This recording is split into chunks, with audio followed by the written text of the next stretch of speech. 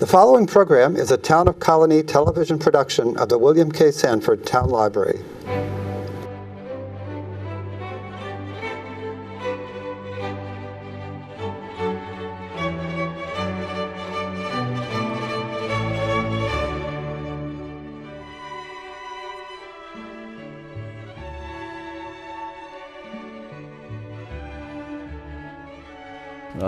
I'm so happy to be here and proud, really, because I'm a library trustee myself, as I pretty much told everybody.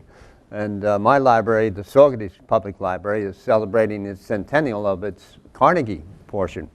And it was expanded with a wonderful glass and other stuff addition that integrated the Carnegie as well and saved many of the essential components of the library as it was built 100 years ago. And I just have been around the valley giving talks, and I'd say more than half of them have been libraries. And every one that I walk into, I'm surprised and wonder about it. I guess I'm not a good critic when it comes to comparative librarianship, but because I like them all. And I came early, took a walk around here, and was very impressed by the collection that the Sanford has, and by how busy it is. And wherever you go around here, you really have a wonderful community library here. And the fact that it's an association library connected with the town government is even more impressive, because it shows that, you know, the ordinary rank and file of the government support you very well also. At least I hope that's the case. And the other thing that I noticed that, of course, on the way up here, I was listening to the library board president on the radio, as I do practically every morning, Rosemary or Mayo, and thought, boy, I better be careful. I'm walking into some supercharged territory. But I can also say that I was once a Colonie resident myself. I graduated from Siena College in 1966, so I knew a little bit about these. Thank you. Knew a little bit about these back roads and things, and we used to come down this way if we took the thruway home. And a lot of times I would just go down Route 99 into the city and drive down. So at that time, and even as I knew Colonie a little more because of my history work, I've been surprised and amazed at the size of the community of the town. I mean, it's smaller square miles wise than Saugerties, of course. But my town has a population of a little under 20,000, and I guess you're over 80,000 now at this point. Oh, yeah. So the big difference, and of course it is a suburban community, but I think I'm happy that it retains some of the pastoral and historic and heritage-related aspects of it that make it such a wonderful community to begin with. And I'm going to talk a little bit about Colonie, but I want to preface that by saying that, you know, I know that the people in this room probably know more about the history of this town than I certainly do, because my work was in fact a synthesis of materials written by historians better than I am, and pulled together in one single volume to try and tell the history of the valley. So any of my delvings or connections into the individual towns and communities is necessarily incomplete compared with the richness that each of these communities has. And I know that Colonie has, because I did a little homework before coming as well. Some of the, I would like to kind of focus my talk a bit on Colonie, but and take you through some of the aspects of the history. Later we can do questions. I can tell you about how I came to do this, or whatever you really would like, or maybe I'll take corrections too as we go along. My book begins with the appearance of the first person to see the Hudson River Valley. And oddly enough, it was something that I didn't think about until I was about 3/4 of the way through the book. It suddenly dawned on me, like, whoa, wait a second, why don't you try and figure out where that was? And I spent some time on it, and of course I knew a lot about Aboriginal man, having already written the sections about the woodland Indians and the Archaic and Paleo periods in my research. So I understood that Aboriginal people moved through watersheds. And some of the historians say that the people who came across the continent, the first people, Paleo-Indians, probably went to the ocean side and started there. But I don't think that's what they did. There was no reason for them to be there.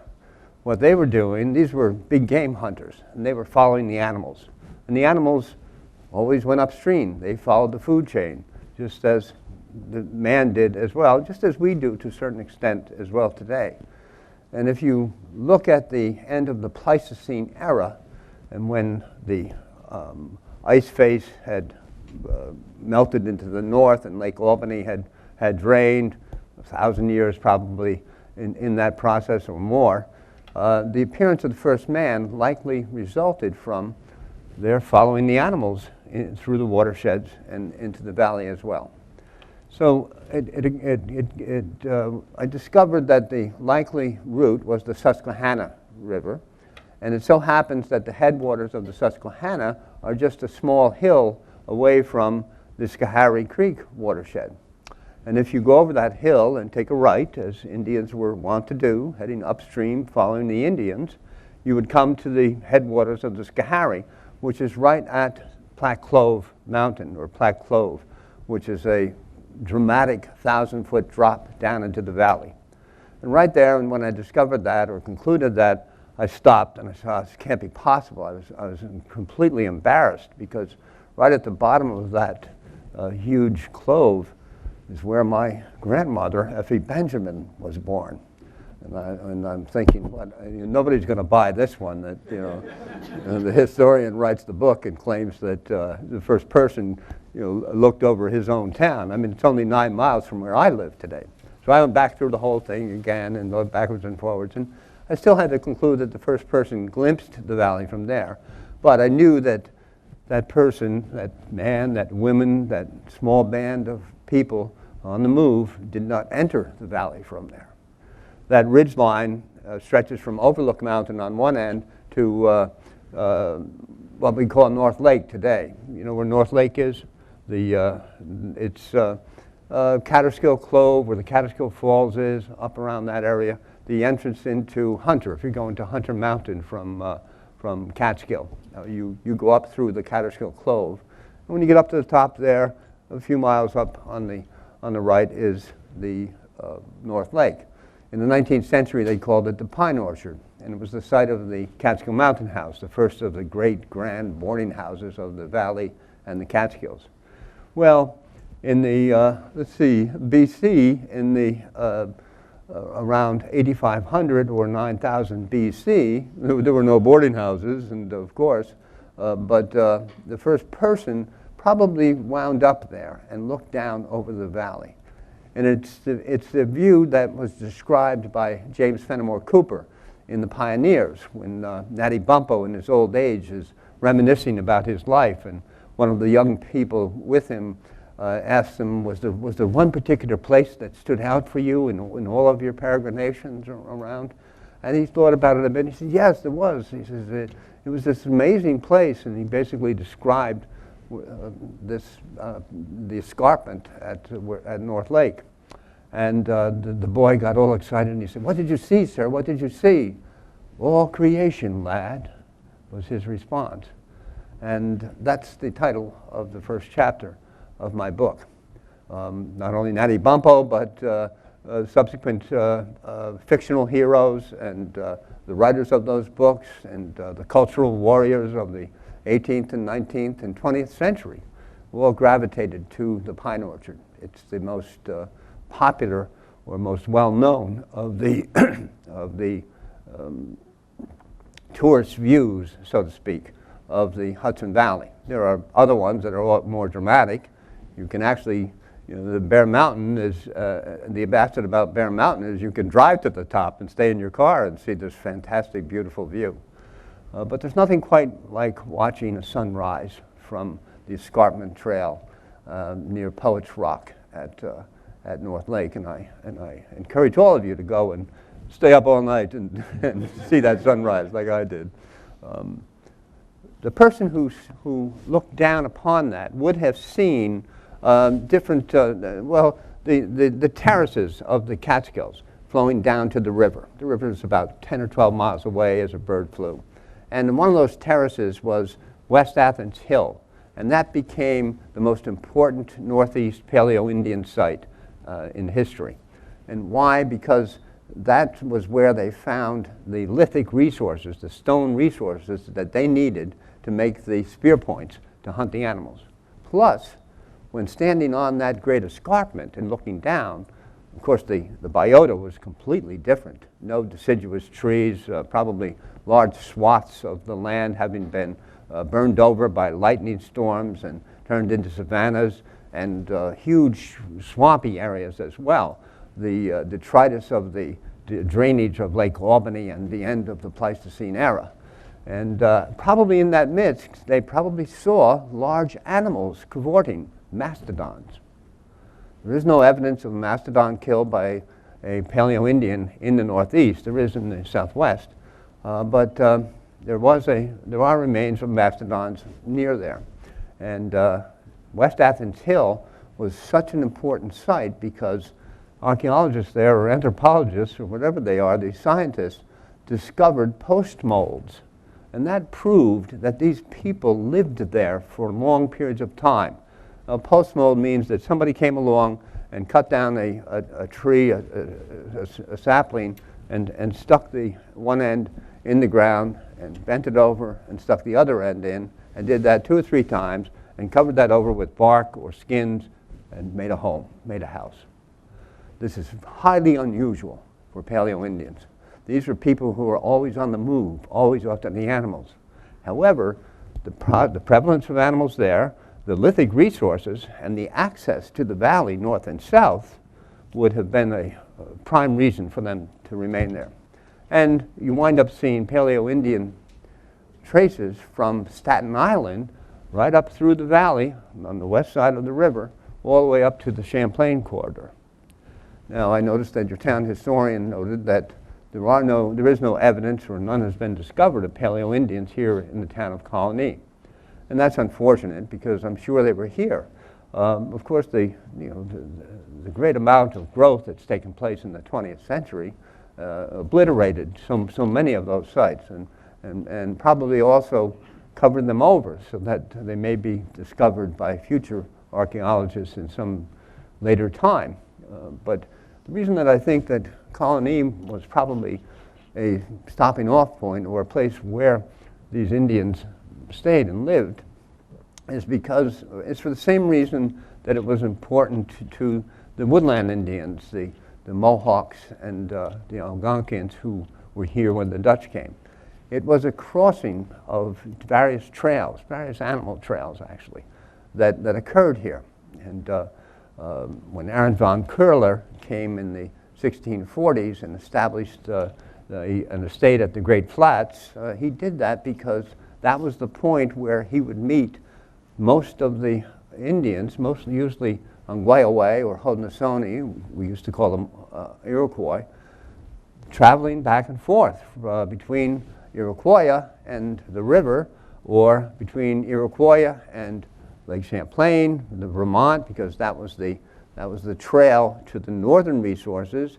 And in the 16th century, the French came along by 1550 at least, and established a trading post way down the St. Lawrence River. And the Mohawks learned about that and went there and traded with them. There is garbage refuge in their castle locations back in the Mohawk Valley. So it was also a way to access both the southern valley, and if you could get across the Mohawk and the Hudson rivers, the eastern part and southeastern part of the valley as well. Now, that didn't happen during Paleo time because probably neither the Mohawk or the Hudson were either navigable or even capable of being crossed, except perhaps in winter during the ice. The effects of the Pleistocene era, the drainage of Lake Albany, were carried on for thousands of years. It's still happening today. You know, you can look out at the Hudson River after a big rainstorm And see, it's still coming down. The sediments are still coming down the river. And that's all part of the same process that is natural. 500 million years ago, there was a mountain range here called the Deconics that was higher than the Himalayas. And all of that eroded westward as far as Buffalo, even, as far as Niagara. And so, and another, the Acadian Revolution also had a mountain range like that was just tremendous. In fact, the Hudson Highlands, where the fjord is, this dramatic area that was so much like the Rhine, is just the remaining stubs of the Taconic Mountains. So the drainage patterns and the accumulation of sediment and the nature of the ways in which the water left the area and created streams in that, and there's a very nice section in your historian's account of the hanging valleys that were created through the town of Colonie through this type of erosion. That's all part of this whole geological formation. You know, geology didn't end with the Pleistocene age. We're still in it, and we're the little parts now. History slowed down when man appeared because it became his story, or his and her story. You know, so and that's where things changed so dramatically. So Colonie, whether or not it was populated by Paleo-Indians or Archaic Indians, was definitely an area traversed by them. And with the Paleo-Indians and well, the early Archaic and the Archaic Indians, we see changes in the toolkit that show that by 4,000 years ago, people were actually fishing in the Hudson River. The fish, you know, were gone too after with the Ice Age. And it took thousands of years for all of that to return. But by about 5,000 years ago, there are net sinkers, skinners, and other archaeological tools that show that people were actively using the river. And that would have been a time when activity was much more active in this region, especially down along the river and along the Mohawk as well. So then if we can fast forward to the 1640s, when Aaron van Curler comes here. First of all, he was hired by Kilian van Rensselaer, the manor lord back in Holland. Kilian was a diamond merchant, and he actually came to the Hudson Valley. Most historians say he didn't, but I'm convinced he did, and I found evidence of it. He reports that he has returned at one point, and his letters, which are very extensive, and his instructions to the people who work for them were so specific that they could only have been written by a person who had seen the geography of which he speaks.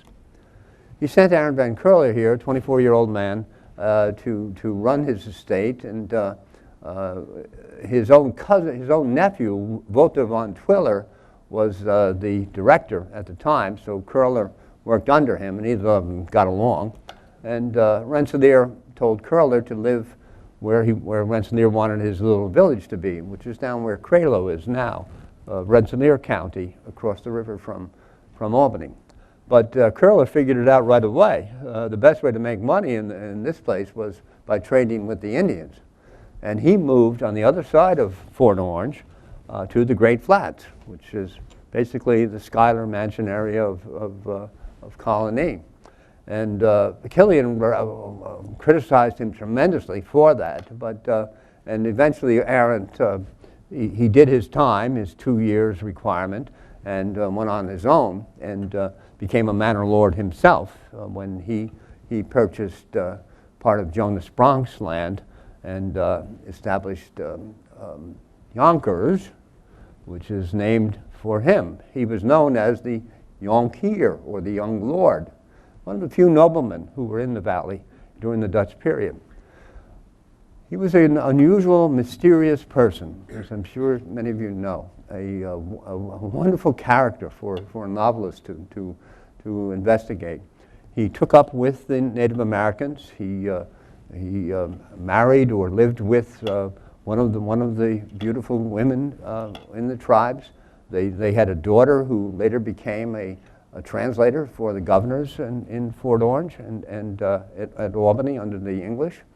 And Arend was looked upon by the leaders of the colony, both Dutch and English, as an important fellow.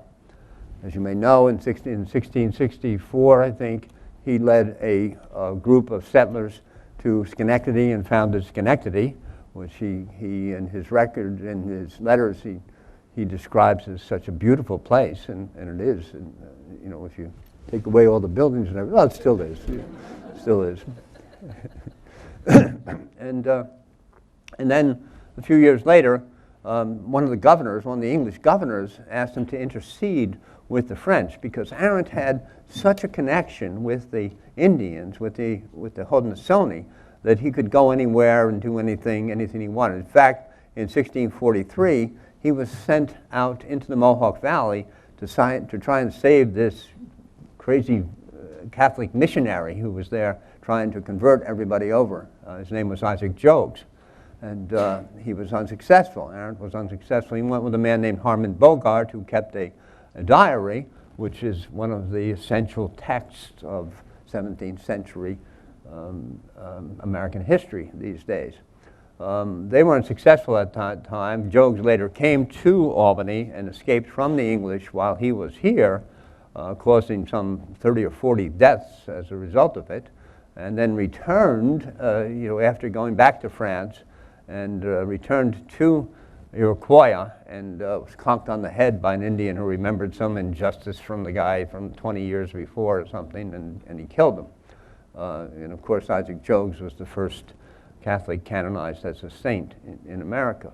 A remarkable man by all accounts, even among the Dutch Protestants. He was not lionized, but treated with great deference in Fort Orange and in Amsterdam, New Amsterdam, when he went down there and on his way home. And he left us a minor account of Fort Orange, a decrepit little fort, he called it, that survives today as a wonderful evocation of what Lentontillo has done with his paintings of the area. He kind of caught that sense of it. Well, Curler was not able to save Jogues at that time, but some years later, the English governor asked him to intercede on behalf of the French to avoid a war. Now, from about 1660, well, even 1650 to 1763, the French were coming down and carrying on these skirmishes and attacks on the Haudenosaunee. They weren't after the Dutch, they weren't after the English. They were annoyed by the Indians because the Indians were taking the pelts that they collected in French North America and selling them in Albany, where they got a better deal. And the French would constantly create ways to go and destroy their castles. And of course, probably the most famous of these events was a mistake when they stumbled into Schenectady in 1693 and burned that place down and killed most of the people there. They actually were looking for a Mohawk castle further on, near where the Schoharie comes out. But this is good enough, I guess, for the occasion. The English and the Dutch did not. The English did not start a war over that. The Mohawks were very annoyed at them for not going after the French because of that. Peter Schuyler, who lived on the flats then, he was the successor to Arend van Curler, did raise a troop of men and tried to catch them, but the French escaped. But getting back to Curler, before that event, the governor asked him to go to Montreal and intercede because the French respected Curler too. Matter of fact, his house was the one house that was left completely alone when they attacked Schenectady, and his family was not molested at all. I think there was one other family because those people had helped to save a Frenchman from being killed by the Indians at some point. So Curler was very highly regarded. He was so highly regarded by the Indians that in subsequent years, when they visited with the governors, and they would do that every few years to renew and make brighten the two-row wampum, as they called it, which was the agreement with the English wherein we are both proceeding down the path of life on parallel trips, on parallel courses, where we can see each other, but we do not interfere with each other, and we treat each other with respect and support when needed. That has been defiled and changed by state governments in the last couple of centuries. But Curler was so important that whenever these Indians would visit with these English governors, really right up on into the 1730s and 40s, they would address the governor as Curlier.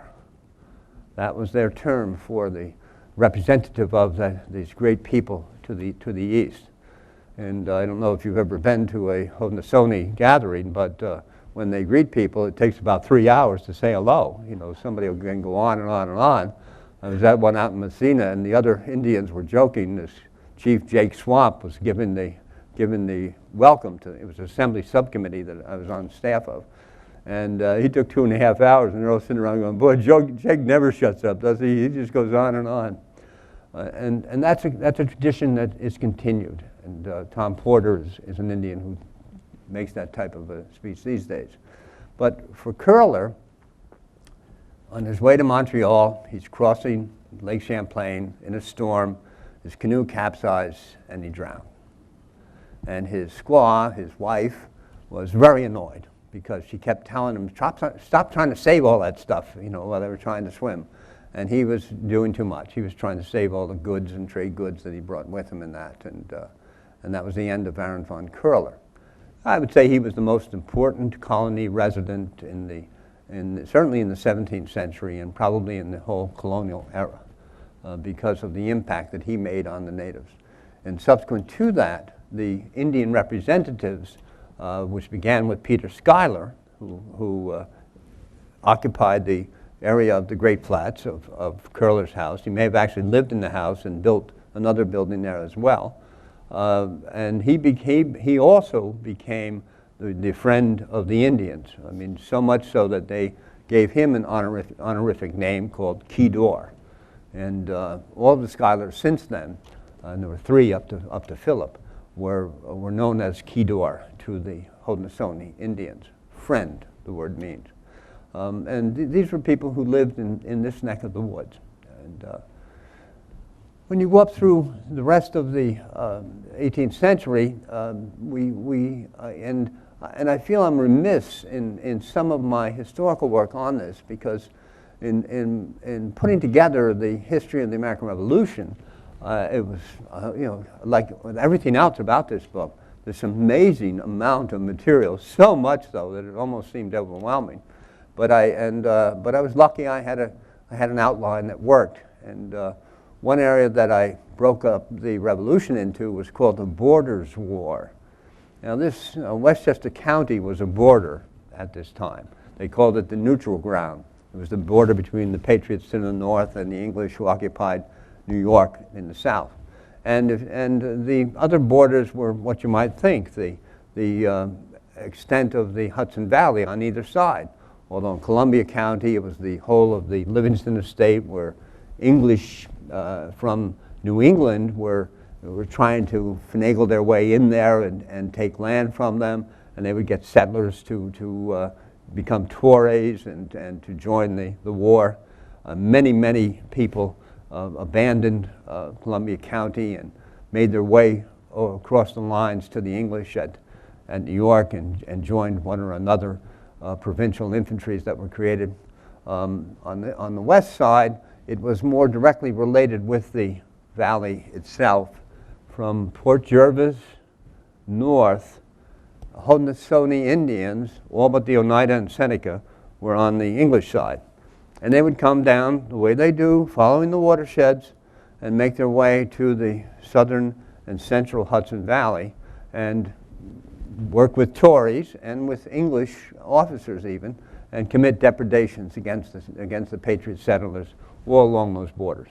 In my town, it comes very close to within a mile, actually, a mile and a half of the Hudson River.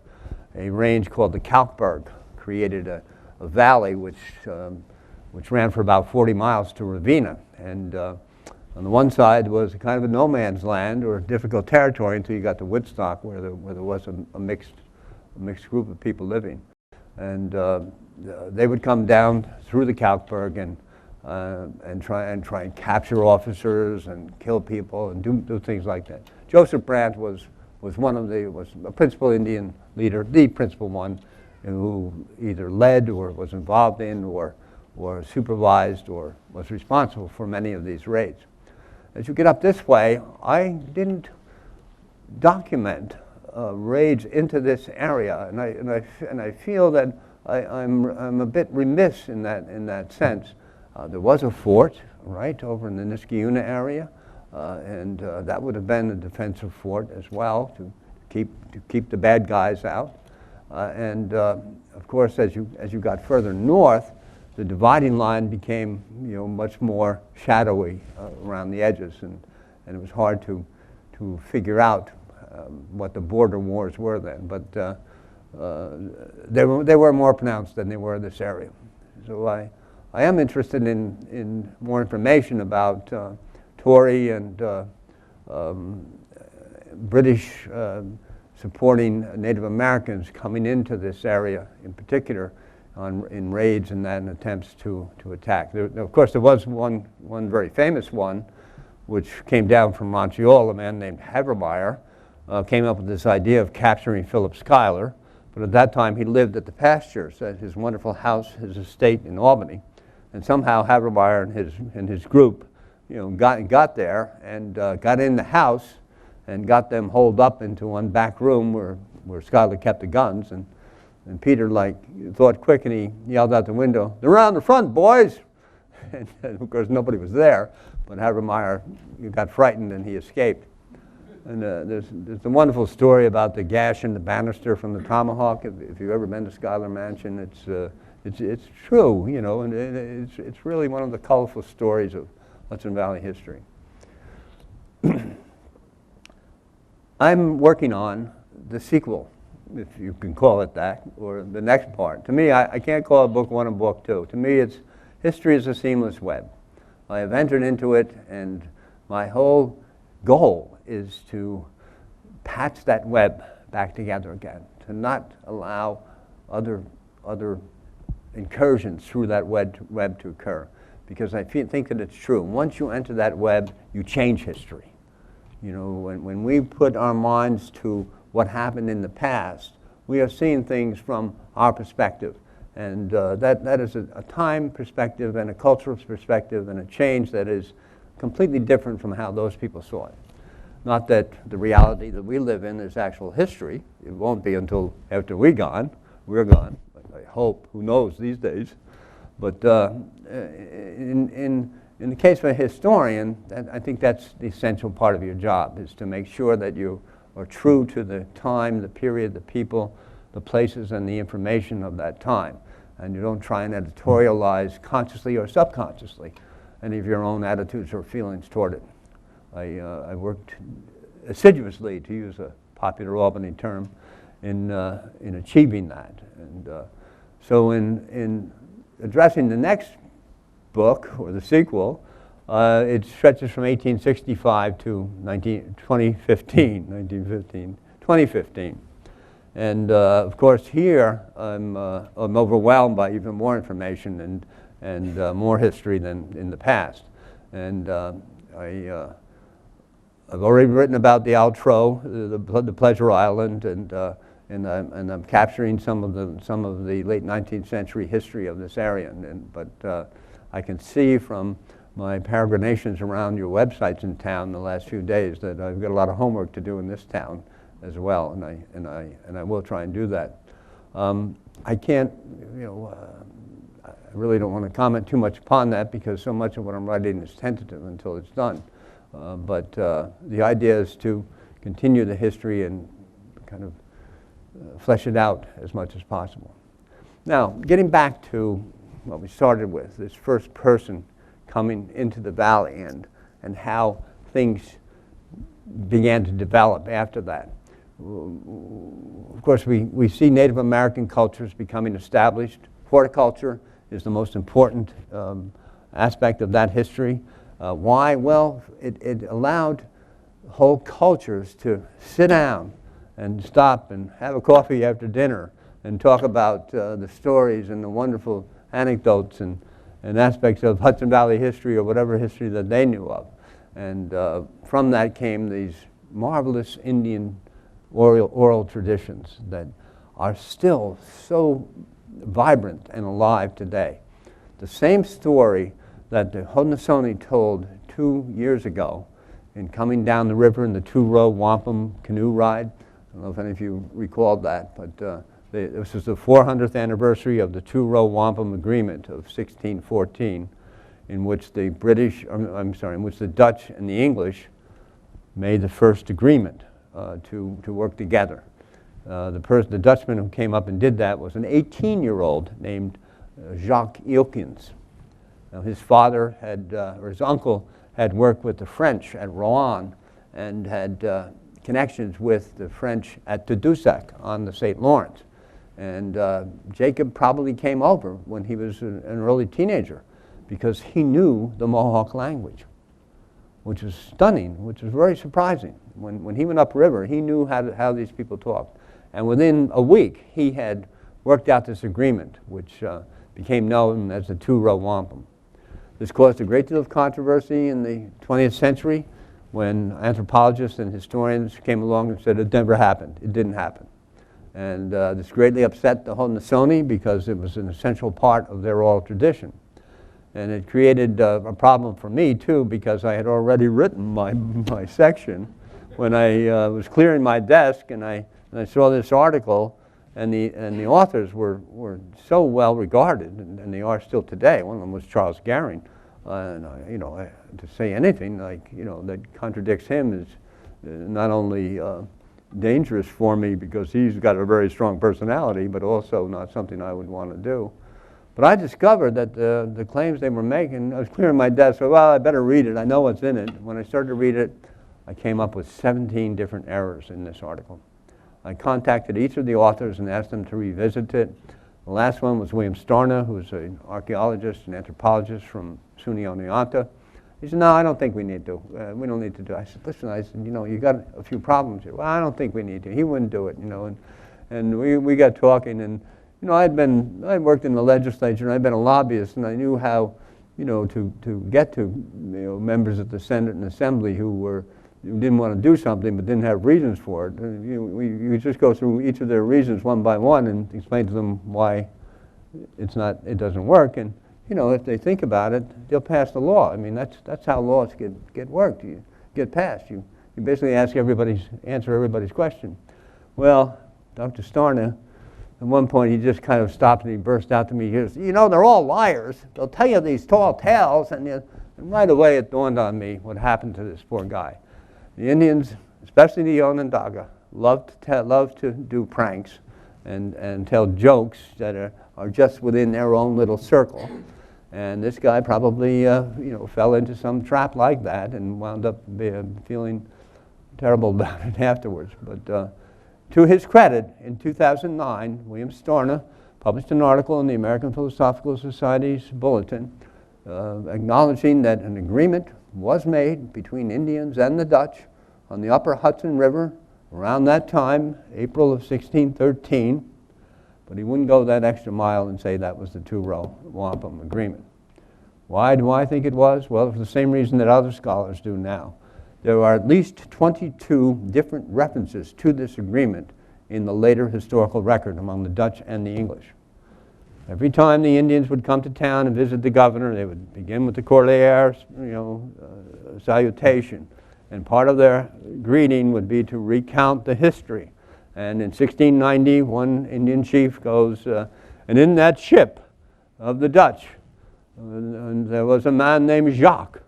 And we forged this agreement with this person, and which has been forever renewed and brightened by the silver chain that connects us with you people. That was the sense of it, that this agreement that was made, a mutual agreement to move along the path of life together in parallel form, and that was bound by an iron chain or silver chain. Why? Well, the Mohawks in the Hudson Valley at the time were not in their own territory.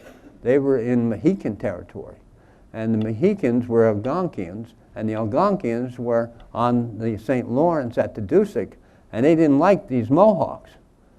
I won't tell you the name that they made up for them, but the name that the Mohawks and other Haudenosaunee gave for the Algonquians, if you translated it, would have meant the people who speak a language we don't understand. And in fact, the Mohawks were a completely different culture. I mean, very fierce-looking warriors, and they had gained some very good experience in dealing with the Algonquians when trying to get the furs out of Tadoussac. And in this case, making an agreement with the Dutch meant that they had a friend who could help them if they ran into trouble. And they knew that this was important to the Dutch too, and it was. In the winters, the natives would supply them with venison or food, or help them get through the troublesome winters.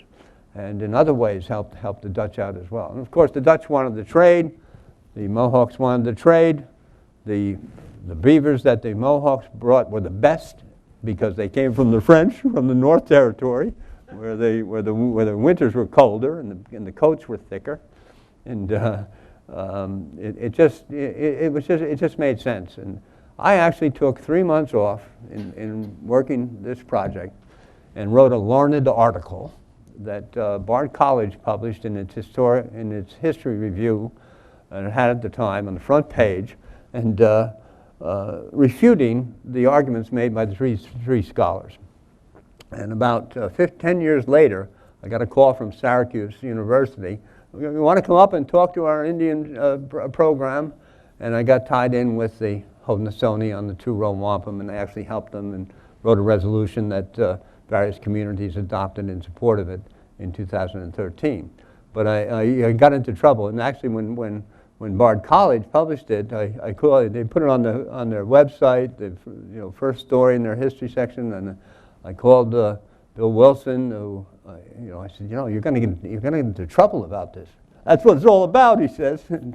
Okay, and that's what it was all about. But in the long run, I was wrong in some of the things I said, but in the basic argument that was made, I was right in that there was an agreement between the Haudenosaunee and the Dutch in 1613, and that agreement was renewed and brightened to the extent the Haudenosaunee could 2 years ago. They went to the United Nations. The Netherlands passed a resolution supporting them. I mean, New York State has always been dilatory towards its Indians, more so than most other states, because of land claims. And that's the whole deal. And we're capitalists. It's always about money. The Indians have maintained their traditions all along. It's marvelous to me.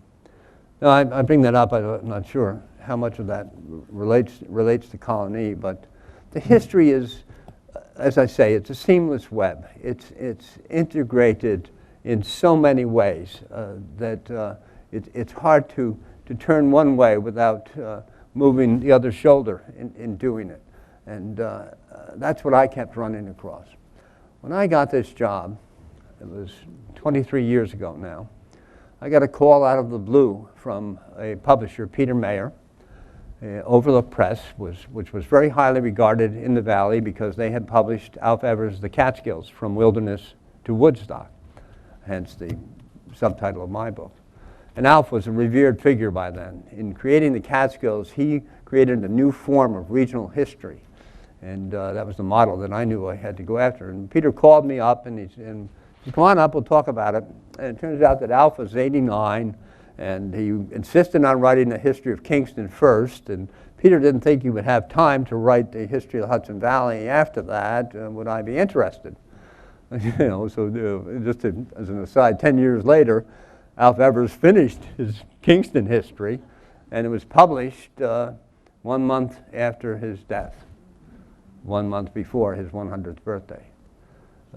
Alf and I were friends. We spent a lot of time together. We never talked shop.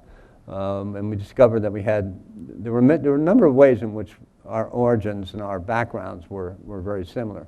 And when I finished so Peter says, At the end, partway through the conversation, he says, "You can do this, can't you?" And I don't know, I just blurted it out. I said, "I was born to do this." And then I thought, oh my God, what did I say that for? And I didn't know it, but at the time, he was CEO of Viking Penguin of New York and London. I mean, I could hardly talk anyway, being asked this question.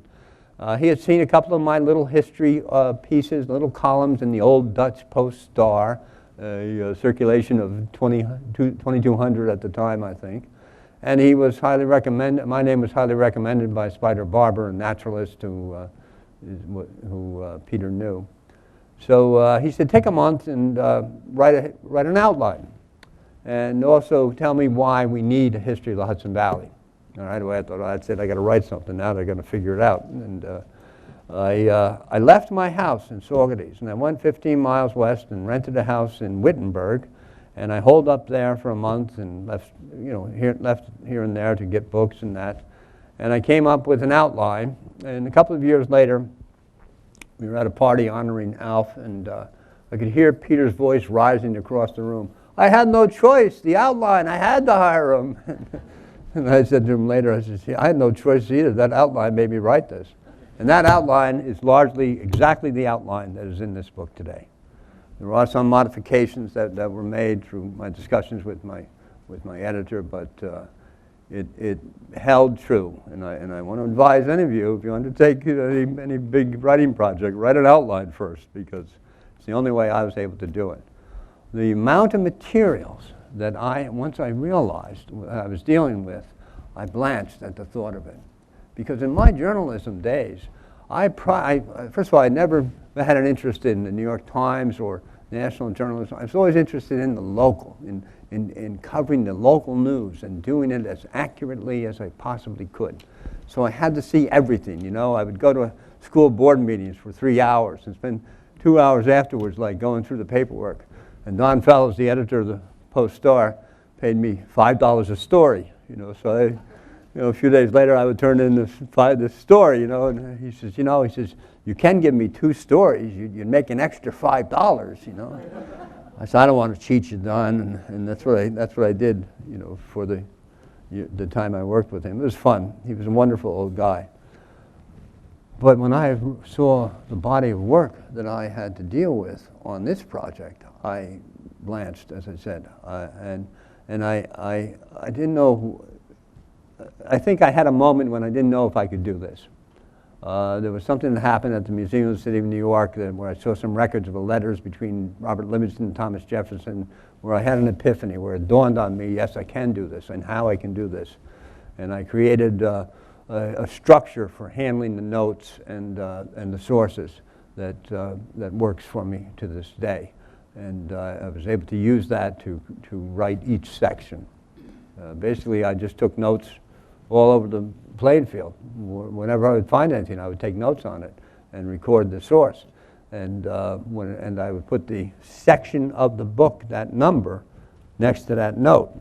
And sometimes it was more than one number, because some facts of history come back at you. And when it came time to write that section, I would just pull out all those numbers, and that was my kind of raw material. And I would chronologize it and make a chronology of it, and see where the gaps were, and go off into the field and get what I needed, because then I was that much closer to getting that final piece of information that would give me a sense of fullness, if not actual completeness, in my review of the materials. Secondary literature was incredibly important during this. What a body of secondary materials. The Charles Garings, the William Starnas, as I say, the better scholars than I have produced thousands of articles and pieces that was so important to my understanding of what I was seeing in the prime materials, and also to making what I call the synapses, the connections between the facts, which probably was the one single problem that I found with the secondary material. These history journals have these wonderful articles. You can get lost in any history journal for a half an hour and have a great time. But they don't connect that little piece that they are analyzing and pulling apart and talking about with how it fits in history. I ran into a couple of problems with that. One of them was the two-row wampum. Another one occurred, just for your information, with a book that Patricia Bonomi, a wonderful Fordham University scholar, wrote, and had to do with a painting in the New York Historical Society. It's still there. It says it's a painting of Lord Cornbury. Now, Lord Cornbury was Edward Hyde. He was a governor from about 1710 to 1713-14. And he was actually a cousin, a first cousin of Queen Mary. He looked like her in some ways. And Edward Hyde felt that in order to represent his monarch, because each governor was the physical representation of the monarchy in that particular geography, that he should look like her. So he dressed in women's clothes. And when it first happened at a funeral, and one of his enemies, Robert Livingston, in one of the letters, to one of his friends talking about the guy, said, if there weren't 200 people there who saw it, you wouldn't believe it was possible. But there he comes out dressed as a woman. And he did that several times. His daughter's wedding and events of state. He would appear on the balcony like some Jean Genet character wearing a dress. And Patricia Bonomi did this amazing piece of scholarship in which she proved that the painting at the New York Historical Society is not of Lord Cornbury. In fact, later in that century, a series of paintings of notable English London women was done, and this was one of them. Now, that was brilliant, but then she takes the next step, which is kind of getting into this, keeping yourself out of it, your own feelings or views or your time out of it. She takes the next step that he never was a cross-dresser, that was something that his enemies made up in order to criticize him or make him look bad. There's no evidence about that in the historical record. In fact, there is the Livingston letter and a couple of other sources that show that he did this and that there was no animosity toward what he did. It isn't like we might have acted 30 or 40 years ago when that type of person bashing was practiced to some extent. We're much more enlightened people today, I think. I don't wear a dress, but you know what I mean. And she made that error, that problem. And if you look through her book, you'll see that she doesn't make the case. It's the same problem that Barry Fell had, the Harvard professor, when he tried to claim that 4,000 years ago, Celts or Tatars or Northern Europeans visited the Hudson Valley and built cairns and went to Missouri and someplace else. He did not have the physical evidence of a human being in the evidence he presented. And she didn't have the evidence, as she did with the painting, that demonstrated that Lord Cornbury was maliciously maligned. He actually did dress like a woman because he looked like the Queen. And it made sense to him, and probably certainly not to Robert Livingston, but I don't know about others. But that was the only other kind of big problem I had, because I had such respect for Bonomi, and I don't. I just tell the story as it is in the book. I don't take issue with her. With the two-row, I do remark on in that section, which is early in the second chapter, that that event provoked a late 20th century controversy, because that controversy stretched from 1959 to 2009, and 60 years. And in that time period, by the way, the treatment of Indians, of cultures in history, changed from historical to ethnographic. And I had to come along in the middle of all these changes, but I could see this happening in the way that cleared up a lot of the history along the way and gave us a more clear and more objective picture of who the Indians were. Well, thank you very much, ladies and gentlemen. I had a great time.